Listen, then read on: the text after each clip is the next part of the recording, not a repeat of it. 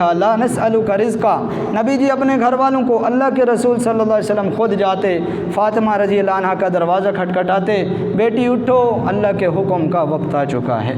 بیٹی اٹھو اللہ کے اس نماز کا بہت بڑے حکم کا ٹائم ہو چکا ہے۔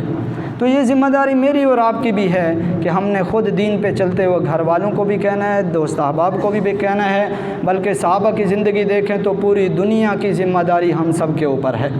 سعد بن ابی وقاص رضی اللہ تعالیٰ عنہ، چین کے اندر ان کی قبر ہے، چائنا کے اندر پہنچے ہیں، سعودی عرب سے چائنا، اللہ کے رسول صلی اللہ علیہ وسلم نے خود بھیجا، کافی ٹائم گزر چکا تھا، دل میں خیال آیا کہ اب واپس جاؤں، جا کر اللہ کے رسول صلی اللہ علیہ وسلم کی زیارت کروں، آپ سے ملاقات کروں۔ وہاں سے چلتے چلتے ابھی راستے میں ہی پہنچے تھے، خبر ملی کہ اللہ کے رسول کا انتقال ہو چکا ہے۔ تو وہیں سے کہتے ہیں واپس پیچھے دوڑے، جلدی جلدی اپنی اس مقام پہ چائنا پہ پہنچے کہ کہیں ایسا نہ ہو قیامت کے دن اللہ کے رسول پوچھیں میں نے تیری تشکیل کی تھی، ذمہ داری لگائی تھی، تم وہاں پہ تو واپس اور راستے میں اور اس جگہ پہ کیوں پہنچ گیا تھا جہاں اللہ کے رسول نے بھیجا تھا، میری قبر بھی وہیں بنے گی۔ تو یہ دعوت کا پیغام پہنچانا ہم سب کی ذمہ داری ہے، البتہ اس کے اصول و ضوابط ہوتے ہیں۔ میں محبت سے کیسے کسی کو کہوں، مجھے بولنے میں بعض اوقات شرم آتی ہے، میں کسی کو دعوت کیسے دوں، کسی کو نماز کا کیسے کہوں، اس کے لیے علماء نے ترتیب بنائی ہے۔ اگر 2 منٹ اجازت ہو تو میں بات آگے چلاؤں، اجازت ہے جی؟ کافی عرصہ دین دنیا لوگوں کی زندگی سے نکل چکا، مسلمان تھے لیکن نام کے مسلمان تھے۔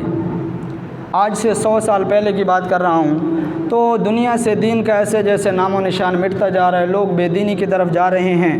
گناہوں کی طرف آ رہے ہیں، نیکی کا نام و نشان نہیں ہے۔ تو ہندوستان کی سرزمین میں ایک اللہ کا نیک بندہ جس کا نام ہے سید مولانا محمد الیاس رحمۃ اللہ علیہ، ان کے دل میں اللہ نے فکر جگائی،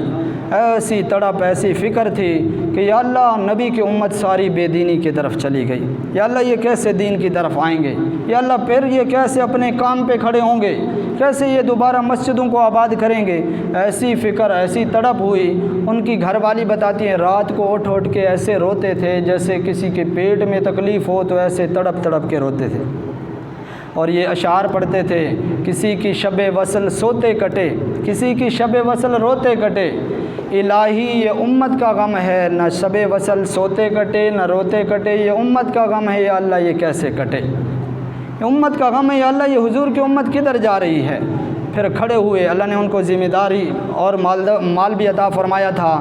جاتے مسجد میں، مسجد کے باہر کھڑے ہو جاتے، مزدور لوگ وہاں سے گزرتے تھے، مزدوروں کو پکڑ کے لے جاتے، کہتے کتنی مزدوری، وہ کہتا میری 5 روپے 10 روپے اس زمانے میں مزدوری ہے،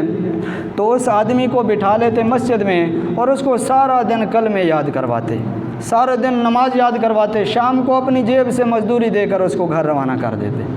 اگلے دن 2-4 اور اکٹھے کر لیے، ان سب کو نماز یاد کروائی۔ آج مسلمانوں کی نماز کا، کلمے کا، دینداری کا کیا حال ہے؟ یہ تو سب کو اکٹھا کیا، پھر کہا یہ تو میں ایک بستی میں کام شروع کر رہا ہوں، تو اور علاقے وہ کہاں جائیں گے، پھر اس جماعت کو بنا کے اگلی بستی میں بھیج دیا، اور ایک ان کے ساتھ رہنما بھیج دیا کہ تم نے اس کو یاد کروانے، پھر ایک اور جماعت بنائی دوسری جگہ بھیج دی۔ اس ایک بندے کی فکر پہ اللہ نے اس کا کام اتنا بڑھایا، آج پوری دنیا میں وہ جماعتیں چل رہی ہیں، آپ جا کے دیکھ سکتے ہو، ان کے ساتھ بیٹھ سکتے ہو، وہ آپ کو کیا سکھاتے ہیں، وہی کلمے یاد کر رہے ہیں، وہی نمازیں یاد کر رہے ہیں، وہ اللہ کے رسول صلی اللہ علیہ وسلم کی دعائیں یاد کر رہے ہیں۔ اس ایک آدمی کی تڑپ پہ اللہ نے پوری دنیا میں اسلام کا پرچم لہرایا۔ آج غیر مسلم ممالک میں ہزاروں کی تعداد میں مسجدیں بنی ہوئی ہیں اس محنت کی برکت سے، ہزاروں بے دین لوگ دین کے اوپر آگے اس محنت کی برکت سے۔ آپ بھی کئیوں کو جانتے ہیں، جنید جمشید گانے گا رہا ہے، پھر وہ ممبر پہ بیٹھ کے اللہ رسول کی باتیں سنا رہا تھا۔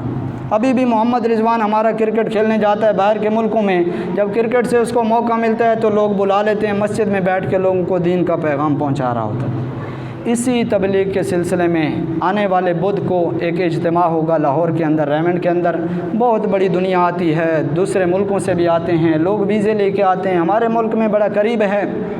وہاں جائیں، اللہ والوں کی صحبت میں بیٹھیں، ان کی بات سنیں گے، انشاءاللہ زندگیاں بدلتی ہیں، زندگی میں تبدیلی آتی ہے، اللہ نیکی کی طرف رخ پھیر دیتے ہیں، برائی سے جان چھوٹ جاتی ہے، اور اس طرح مسلمان کی زندگی خوشحال بھی ہوگی، اور وہ جو اللہ نے کام ذمہ لگایا تھا اس کے کرنے کی بھی ترتیب سمجھ آ جائے گی۔ اللہ مجھے آپ کو عمل کی سمجھنے کی توفیق عطا فرمائے۔ سنت